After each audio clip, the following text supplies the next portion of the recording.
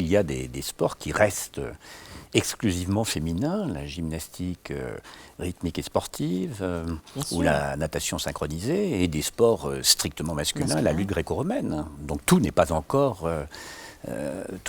mêlé, pour reprendre. Mais c'est loin d'être mêlé, puisque vous avez, il y a quelques sports mixtes, hein, donc le fameux patinage artistique. Il y a quelques sports très séparés et quelques sports qui n'existent que pour un sexe. Il y a les trois possibilités.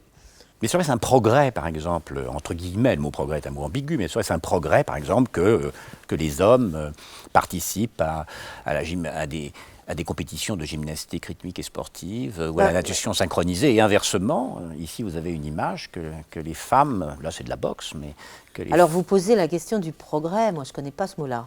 Je veux dire... Mais il existe dans notre langue. Je connais le mot égalité. Non, mais ce que je veux dire, je me moque du philosophe. Je vous comprends. Je en face de moi, donc, et de tous les philosophes qui l'utiliseraient.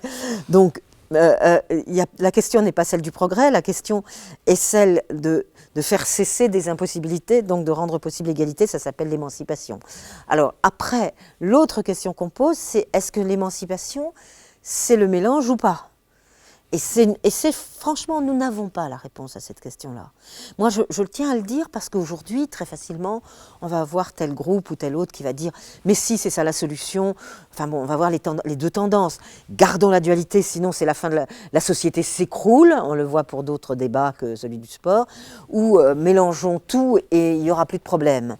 Je crois que ma circonspection, moi j'aime bien poser toutes les questions avant de donner quelques réponses, et je ne sais pas ce qui va se passer autour de tout ça. Ce qui est sûr, c'est que là, ce qui est montré, c'est une proposition virtuelle ou possible d'égalité. Alors, est-ce que c'est cette égalité qui va avoir lieu, qui va plaire, qui va rester minoritaire, donc qui peut exister comme minoritaire sans être majoritaire. Le problème là, c'est pour ça que mes lecteurs, pour moi, c'est les mots égalité, liberté, c'est pas le mot progrès. D'autant qu'on sait très très bien, vous comme moi, qu'un progrès peut se retourner en son contraire. Donc, Mais lorsque je vous parle ici de progrès, je pensais simplement, la boxe, comme vous le savez, c'est un sport extrêmement dangereux. Regardez le crâne de la femme, regardez cette femme qui a le visage tuméfié, les effets par exemple sur le cerveau, beaucoup de boxeurs deviennent épileptiques. Oui. Est-ce qu'on peut considérer comme ça que ça serait bien que les filles aussi? Non, ce qui serait bien peut-être, c'est de se poser la question sur ce sport avant de savoir si le fait que les femmes puissent y accéder est une bonne chose. Oui, alors vous savez, il y a un très bon exemple qui va dans le sens de ce que vous dites, c'était la question du débat sur le travail de nuit. Est-ce qu'on autorise le travail de nuit pour tout le monde ou bien est-ce qu'on l'interdit pour tout le monde, excepté effectivement les hôpitaux, etc.